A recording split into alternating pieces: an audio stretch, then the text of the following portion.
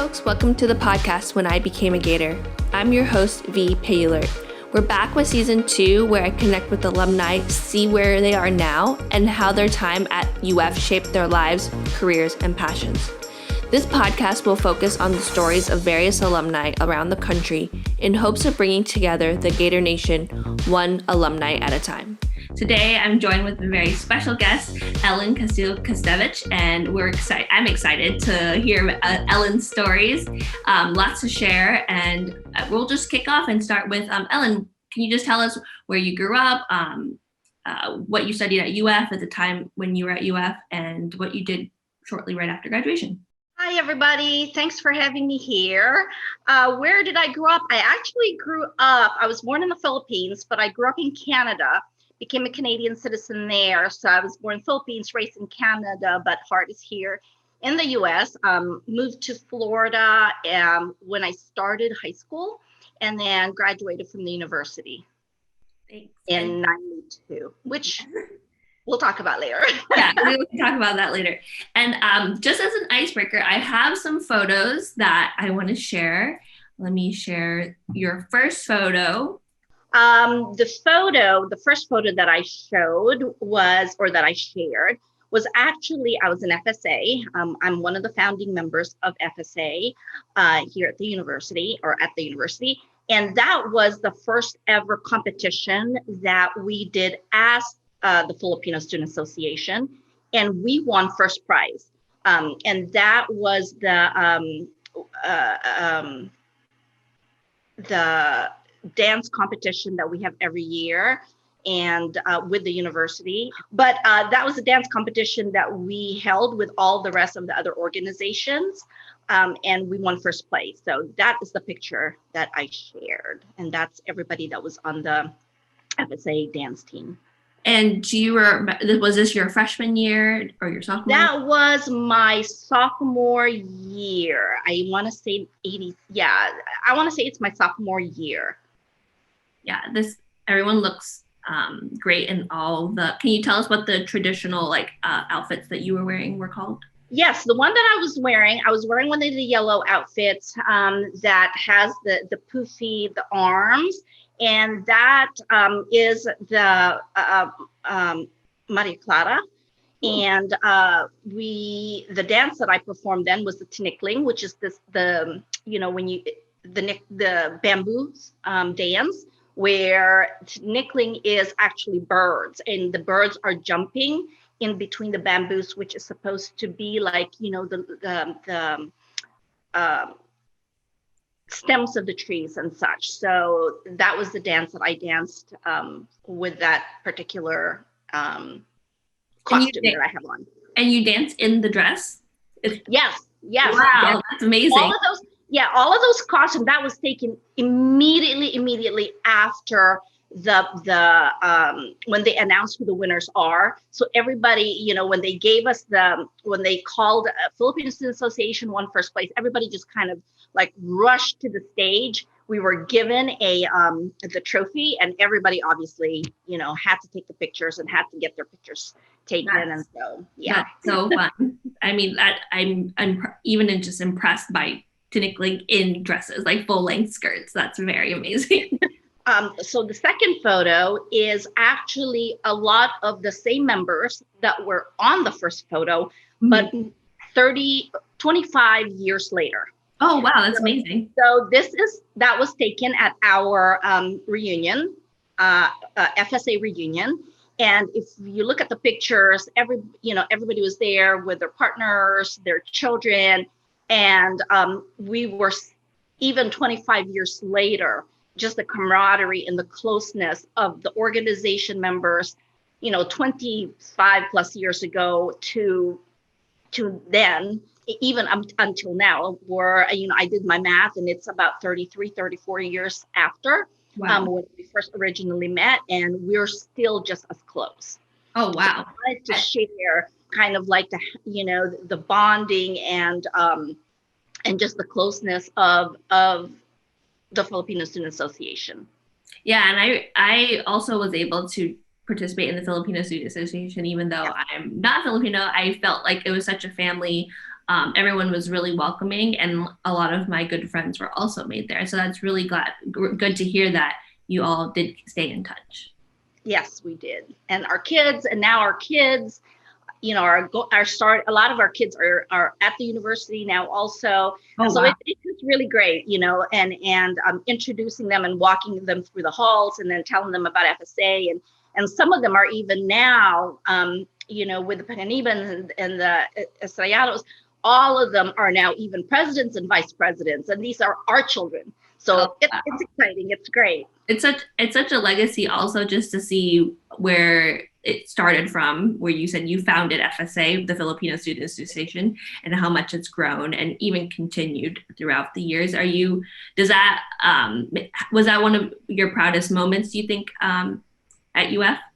Oh, definitely. Yes. I mean, definitely, because I mean, we started with just us calling each other a club. A small handful of us, I want to say about 8 of us, were at the Rock, which we call the Rock, which is, you know, the statue, the potato, whatever everybody calls it. Yes. You know, in front of the Turlington, which then, I mean, none of us oldies, OGs call it potato or whatever you all call it now. But we call it the Rock in front of GPA, because that's what Turlington used to be called, this general purpose building A and B. So in front of GPA, and we were just kind of together, and we said, hey, let's have a party. And then from the party, just, you know, there was only the 8, 9 of us, and we would actually go to people that looked like us, and there's very few, and say, hey, are you Filipino? Do you wanna come and join our party? And it just grew to starting out with 8, and we were so excited when, you know, the count became 22. Wow. And then when it became, you know, 45 and then 62. I mean, I remember the first big ball, the end of the year formal, we had 88. I remember it was 88. And that was because we had dates and everything coming from outside the university. And now, like, it's ridiculous. They have to put a cap on how many can actually go into the ballroom, you know, because Exactly. they have to meet fire code. So it's crazy. Yeah. And I think now my husband is Filipino, and I think just like that experience alone, just like meeting new friends in FSA, was just a great experience for me at UF. I didn't know a lot of even fellow Asian Americans like going to the university. So again, I have also a special connection with FSA, and glad that you were one of the founding members. That's so exciting. Yeah. Just a little bit of a segue. Can you tell us about what you studied at UF and how that shaped your career and your passions, or you know, how you pivoted even? Yes. So I actually started the university because I wanted to go into business. Had a lot of experience and background with business, because although my parents were professionals, my mother's a director of nurses and my father is a lawyer, they also owned businesses on the side. And so I've always kind of been interested in having my own business. And I thought, oh, okay, you know, I should go the business route. And so I thought that, okay, that's what I'm going to do. But I did not do well in economics. And if you were going to graduate in business, you had to take Eco 1, 2, and 3. And I took Eco 1 with Denslow, which I did not do well. And I then decided that I needed to change. And my passion at that time was, I really love creating and the design aspect of things. And I decided that, you know, I think I wanted to go interior design and architecture. And that's actually what I graduated in. So minored in major and minor interior design architecture, and that's what my degree is in. And I know what you pivoted to now, but could you just share kind of like the challenges that you faced when you were starting your career? You did share with me in our earlier conversation about Hurricane Andrew. Can you just talk a little bit about that and how you kind of pivoted during that time? Sure. I actually, I graduated I graduated in 92. And at that time, Hurricane Andrew just hit. So when you're graduating in 92, and that was during the recession. And so there was not a lot of architectural firms or design firms really that were hiring a lot, and so in the ones that were hiring, fortunately, in 92, things started kind of picking up. But at that time, because of Hurricane Andrew, a lot of the architecture firms, nobody really was hiring in Florida, just because Florida, with Miami was really damaged. And so a lot of the architectural firms are obviously in the larger cities like Miami and Miami and Orlando. And they really, those that were hiring primarily for the reconstruction and renovation of Miami. So as a graduate at that time, those that are hiring are gonna want to hire those that have already had the architecture design experience, and they're not gonna hire newly graduate that have not had a lot of work experience yet. So, and even at that time, I remember looking to see what job opportunities are there for me. And, the people that are in the Miami, renovation, reconstruction, that were hiring people from Atlanta. Okay. So at that time, I was just like, oh my gosh, what am I going to do? I was working then as a student in records and admissions over at Santa Fe Community College. And it was about February when the registrar, George Huber at that time, came up to me and said, hey, you're graduating with a degree. And one of our admissions counselors is actually retiring. Would you be interested in that position? You've been working, in our offices for a couple of years. And I was like, well, yeah.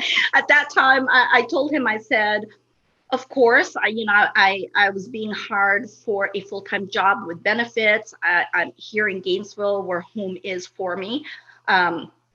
It just made sense. I did tell him that, I'm going to say yes to this, only with the understanding that, that my degree is in architecture. And if I get a position in the field, that I will, only work at such time.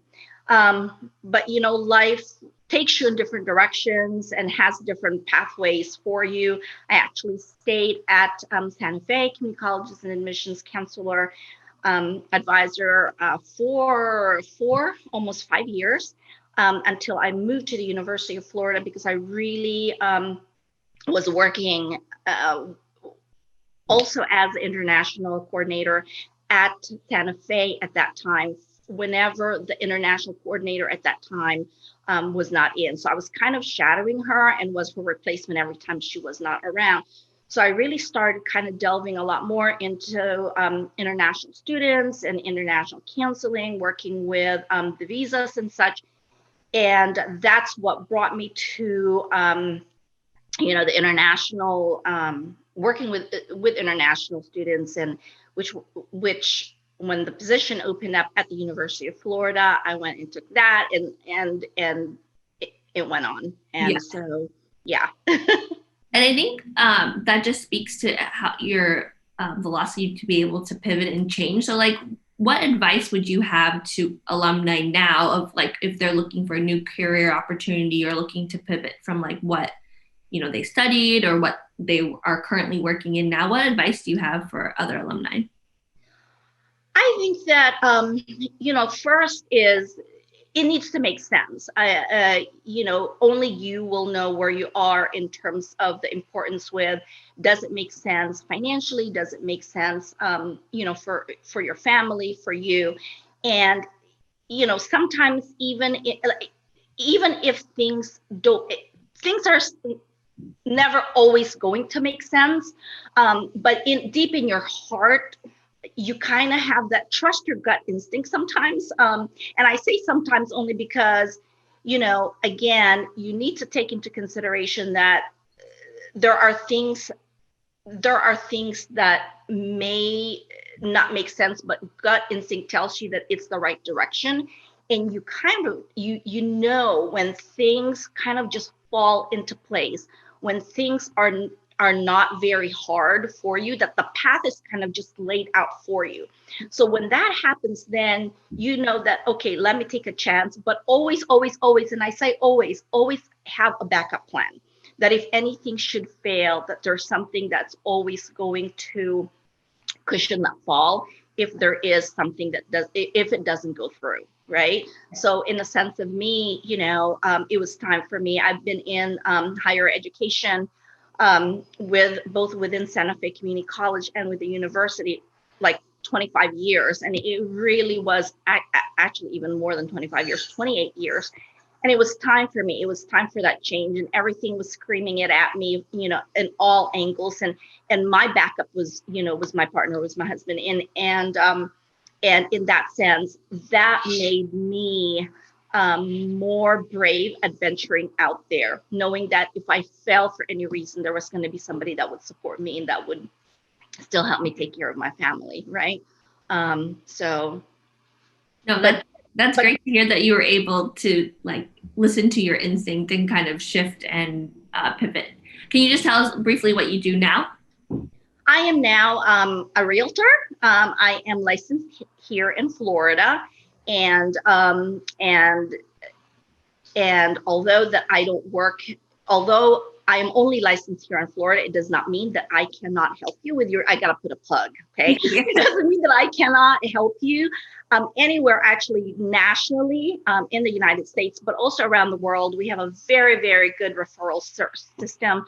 I know agents all over the country, even all the way down to the Philippines. And so if you are needing a home bought, to buy a home or to sell a home, please call me first. Please call me first, because I can help connect you. And, I do get paid also. So, yeah.